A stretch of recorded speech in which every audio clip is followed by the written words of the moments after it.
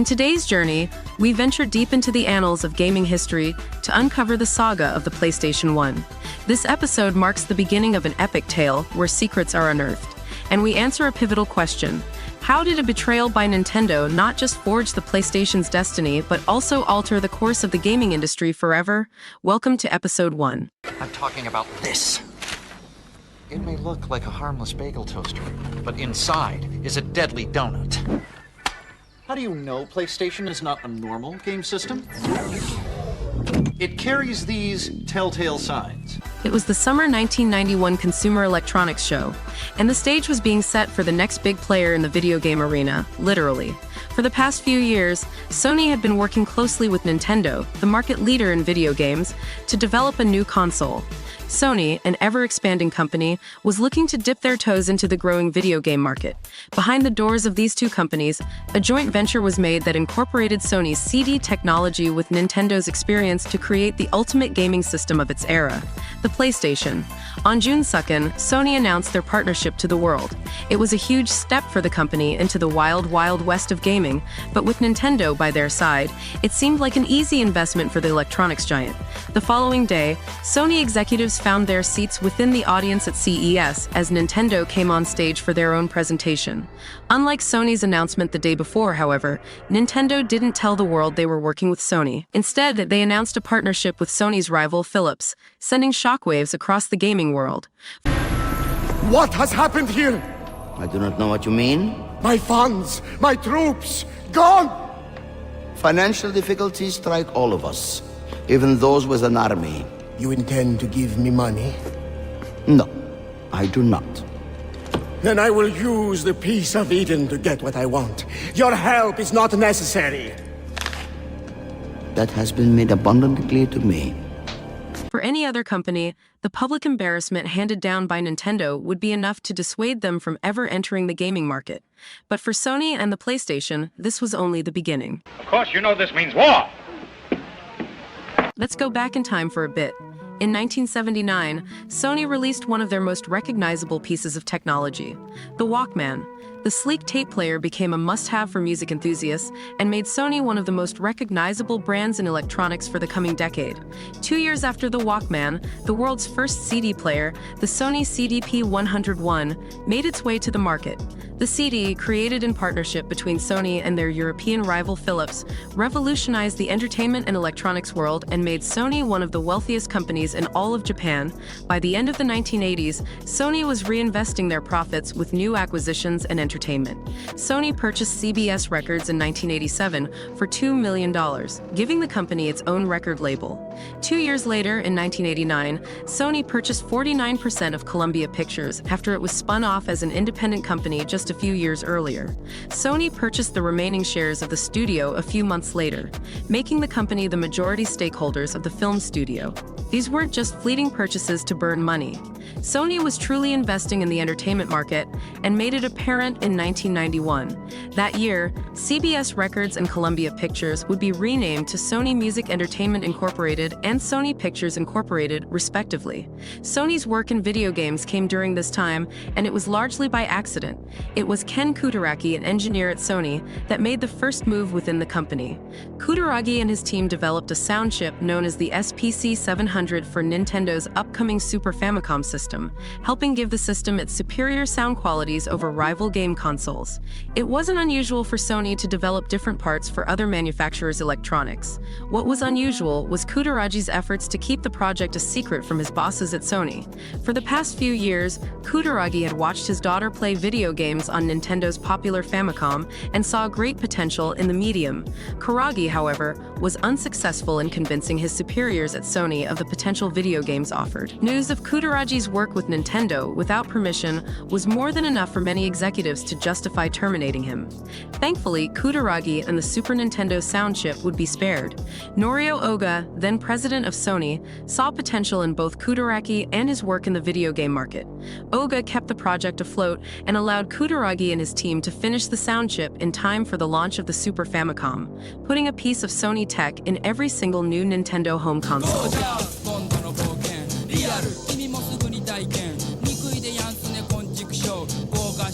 謎解きアクション戸惑うことなくのめり込もうもちろんスーパーファミコン Before the launch of the Super Famicom, however, Nintendo and Sony were already looking to the future of video games. In 1988, the two companies started another partnership, but it would be more than just a single sound chip. Rather, Sony and Nintendo were teaming up to create a brand new game console. The details of this partnership would eventually spell doom for the deal. Nintendo's upcoming Super Famicom system would release with a single cartridge slot on the top of the system, but work on a CD-based add-on using Sony's Super Disc format continued behind the scenes after launch. Additionally, a hybrid version of the system that could play Super Famicom and Super Disc games was in development and was given the codename PlayStation. This hybrid console was the same one shown off by Sony at CES 1991. The contract, however, became more and more unfavorable for Nintendo as development progressed. Under the original contract, Sony retained all licensing rights of the Super Disc format and had complete control over the manufacturing of disc. The new system would bear Nintendo's name, but Sony reaped most of the rewards and controlled more of the process than Nintendo liked.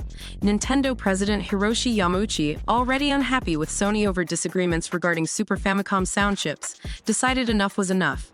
Yamauchi dispatched Minoru Arakawa and Howard Lincoln of Nintendo of America to begin negotiations with Sony's chief rival, Philips, in hopes of securing a better deal for a CD-based console. At CES 1991, these backroom deals came to the limelight during Nintendo's press event. To many within Sony, Nintendo's betrayal had gone too far. Not only had they gone behind Sony's back to work with Philips, but Nintendo had publicly humiliated Sony amongst the Japanese business community. Talks with Nintendo, however, were ongoing.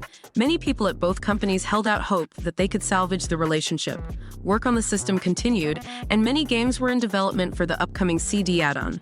Most of these would later be canceled or shifted development to other systems. Sony even continued to create prototypes of the hybrid Nintendo PlayStation, with these prototypes becoming high-value collector's items in the years since. Sony also reached out to other companies during this time to try and strike a new deal regarding a game system. The most notable of these was Sega, who was already at battle against Nintendo with their Sega Genesis console. Sony's proposals never made it past Sega's board of directors, who shut down the offer, opting to keep their hardware development within Sega's own R&D teams. For Sony, three options were debated within the company. They could work with Nintendo or another console manufacturer again, although for many this was unacceptable. Another option was just giving up on video games entirely. Many of the more senior and conservative executives within Sony didn't want anything to do with video games, seeing them as children's playthings and uncivilized. Nintendo's public embrace of Philips and Sega's aggressive marketing merely proved this point to many. The final option was the riskiest. Rather than work with an already established company, Sony would go it alone and make the PlayStation its own system, as opposed to a CD add-on. By May of 1992, nearly a year after Sony unveiled their prototype PlayStation, the decision within the company had been made. Sony ended all negotiations with various game partners. Fine. I'll do it myself. Just a month after Sony cut off negotiations with Nintendo, King Kutaragi and his team were waiting to present their vision for Sony's first game console. Unlike past versions of the PlayStation that featured a cartridge slot for Super Famicom games, this new model would be completely CD-based and utilize Sony's own CD-based technology. Kutaragi, in the hopes of differentiating his new version of the console from previous models, dubbed the system the PSX or PlayStation X. Sony's R&D teams had plenty to work with when crafting the PlayStation, but unlike other console manufacturers like Sega and Nintendo, Sony didn't have any teams dedicated to video game software development. Instead of starting completely from scratch, Sony invested into the games industry to secure new titles for their upcoming console. In 1992, Sony purchased Lemmings creator Psygnosis for $48 million. Sony further invested into the UK-based studio, helping the developer grow to over 500 employees within a few years. Sony also reached out to various third-party developers to design and port games to the PlayStation, starting in mid-1993. Over 250 developers pledged to support the system before it was even released. Notably, major arcade cabinet producers like Namco came on board for the PlayStation. At the time, Namco and Sega were locked into their own rivalry in the arcade scene. Namco's support of the PlayStation served as an early blow to Sega's upcoming Saturn system. As 1993 came to a close, Sony wanted to make it clear to all the other major companies of the gaming world that they meant business. On October 27, 1993, Sony officially announced the PlayStation X, The X would ultimately be dropped from the final name of the system, although some marketing materials still use the title. The PlayStation was planned to launch next year, and Sony was eager to showcase their dedication to gaming. Less than a month after announcing their new system, Sony created a new subsidiary called Sony Computer Entertainment, or SCE. This new subsidiary was formed from various parts of Sony and Sony Music to consolidate all of their work in video games under a single division. Sony executive Olaf Olafsson, a longtime champion of gaming within the company, became the first president and CEO of SCE. Who were you? Because you weren't who I thought you were. And I thought I knew you, but I didn't know you at all. And I never knew you, and so all the things we did together, those weren't the things that I thought were happening. Something else was happening, and you were someone else. And that means I'm someone else because I thought I knew what was going on, and clearly I don't. I'm some sort of blind sucker, or the victim of a psychopath, or someone who's so naive that they can barely live. And I don't understand anything about human beings, and I don't understand anything about myself. And I have no idea where I am now. I thought I was at home, but I'm not. I'm in a house, and it's full of strangers, and I don't know what I'm going to do tomorrow, or next week, or next year. It's like when the PlayStation 1 made its grand entrance, it wasn't just a launch, it was an industry-defining moment. It was the iPhone of the mid-90s. Sony's PS1 stood unchallenged, a titan in a league of its own, embodying the pinnacle of gaming technology. The PlayStation 1 was a marvel of its time, boasting features that were unheard of. It was like owning the most formidable gaming PC today, equipped with a Core i9 processor and a GTX 4090 GPU, but you only paid $299 or $500 when adjusted to inflation. Imagine the awe and the sense of superiority that came with having the most advanced gaming technology at your fingertips. It's easy to forget that at one time Nintendo had the superior specs in many ways. N64 had 4 megabytes of RAM. On the PS1's first rodeo, this console only offered 2 megabytes of RAM and memory. So, as you were running through your favorite games, you would have more of an opportunity to save those adventures on the N64. But here's where things get interesting. Nintendo stayed with cartridges while Sony embraced the CD format for games. While cartridges had their pluses, CDs gave the PS1 a significant leg up in several areas. For one, they fit more space, allowing developers to try things like putting more FMV cutscenes within a product. Several notable companies dedicated all of their resources to PS1 because of CDs. Square notoriously switched from developing Final Fantasy games for Nintendo consoles over to the PS1, which was a huge blow to Nintendo's console dominance. On the N64, it was virtually impossible to spread out a game over multiple cartridges. This was extremely limiting for a lot of developers. Compare it to the PS1, where several of the most iconic games came on 2 or more discs.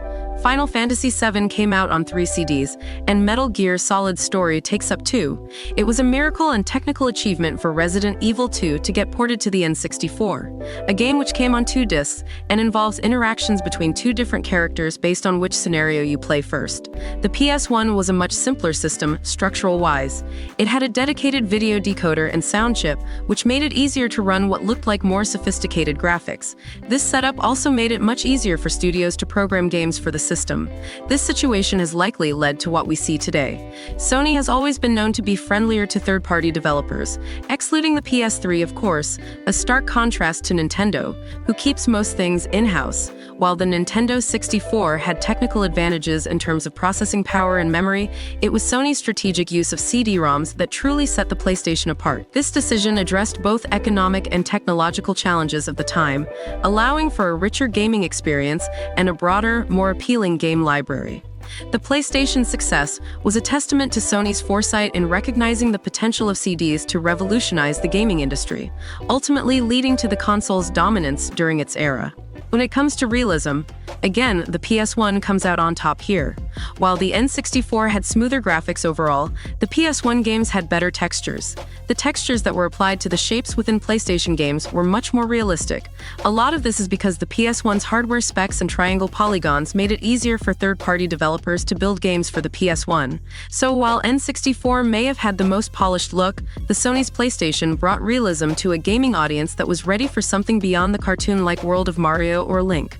And the craziest thing about the PS1 is that it was just the beginning. The PS2 came along and made the whole world question reality and what was possible. But that's a topic for the next episode. Make sure to subscribe if you haven't already, because what's coming next is something you've probably never heard or seen before. So a big thank you to Nintendo for backstabbing PlayStation. Without you, my childhood and adult life would be a lot more boring without the PlayStation exclusives.